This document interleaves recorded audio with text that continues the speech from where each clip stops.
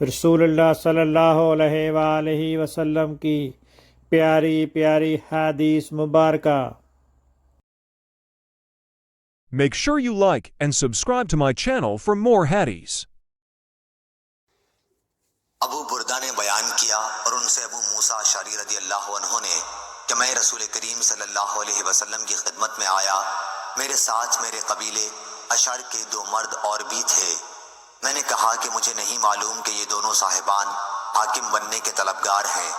इस पर आपने फरमाया कि जो शख्स हाकिम बनने का खुद ख्वाहिशमंद हो उसे हम हरगिज हाकिम नहीं बनाएंगे। यहाँ रावी को शक है कि हज़रत सल्लल्लाहु अलैहि वसल्लम ने लफ्ज़ लन या लफ्ज़ ला इस्तेमाल फरमाया। सही बुखारी हदीस नंबर 2261।